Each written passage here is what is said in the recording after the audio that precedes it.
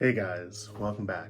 I'm going to be working on the C24 based off this next set of instructions here. I believe it's, what step is that? Step 3. So I need to install the shocks, and then you can see, like, I believe that's the battery tray and the front headlight. So that's what I'm going to work on in today's video. Depending on how quick that goes, I'm going to go even longer. But build each shock. There are 4 pieces. You've got this little round, I think that connects at the bottom, and then this inserts into this, like, I don't know, main shock housing piece. Then you have the springs,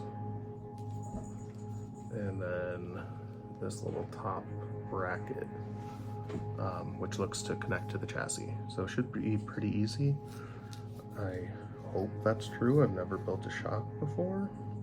And sorry, there's 5 parts, this as well.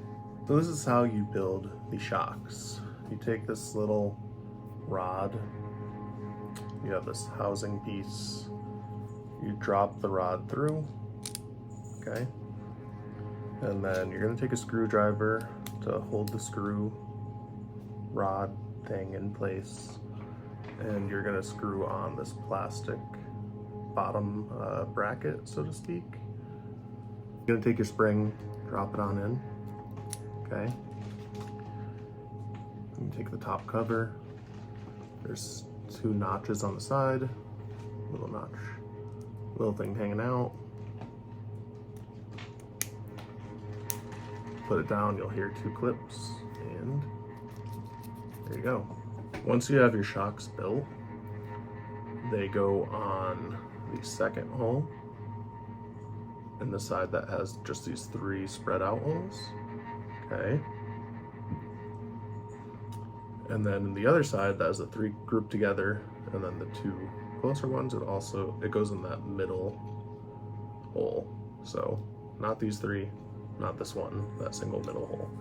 The shock goes on the outside of the frame, so you screw from the inside out to the outside. I went ahead and unscrewed the motor mount because from the chassis, because it is such a pain in the ass to get these on there with it connected. So if you're watching this, save yourself the hassle. Don't screw the motor mount to the chassis yet until you have your shocks installed. We now have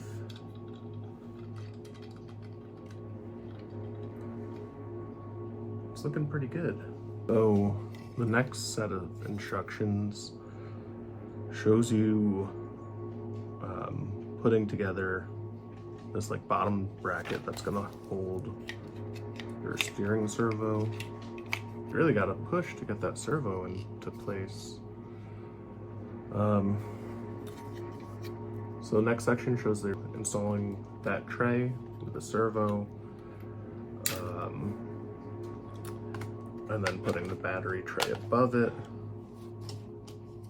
along with the grill, right? I don't know if this is enough room here to install the motor, so I think I'm gonna skip that for now, and I'm gonna build the axles, okay? So all I'll need to do once I have the axles built, solder on the motor wires. Once I have the wire soldered on, I can drop the motor in. Then I could place the servo in the battery tray above it without there being any interference. From there, connect the electronics, snap it all together, and we're done. So, getting pretty close to having this a finished build. To build the axles, it's pretty straightforward. You have matching pieces that kind of form as your cover, right? The outer part of the axle. So they line up and go together. You have a long inner axle, short inner axle, that they could obviously only go with one of the outer axles because of the length. And you can see there's some gears there, and they're going to go up against the gear on this side of, I don't know, I've heard it referenced as a pumpkin. I don't know what it really is called, but basically you put the inner axle, and then on the outer axle you sandwich it all together, right? You're gonna have metal on metal moving parts, so make sure you use the pack of grease they provide. Honestly, I don't think you need all of it, but it doesn't hurt to go heavy. I think is the easiest is you take a section that is going to fit, so you can tell long like inner axle, I don't know, and then the outer piece, match it up. You could only match it up one way because the flat piece has to go up against that flat piece, and then you could kind of, these little plastic, I don't know what they're called, there's little plastic shims, I guess, on the axle. Those you have to kind of line up. The shims aren't that hard to line up. You just have to look down into the inner, or the inner of the outer axle, if that makes sense at all. You could kind of see where they line up. Once you line up your little shims, I don't know what else to call them, that's just the lack of a better term, you could just push these other plastic pieces down in, right? Kind of snaps on, like so. And once you have it together like so, your next step is to put the little pumpkin on. And you could kind of just kind of line it up.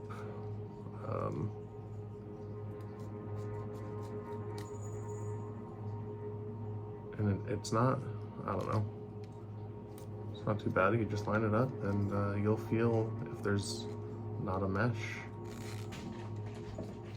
right? Well, like I said, go ahead and put that grease on.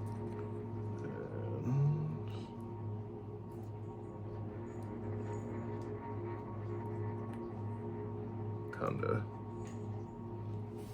kind of just cover the whole thing in marine grease. After I piece this on, I spin it around to make sure it's spinning smoothly, which it is. And then you snap on the other side.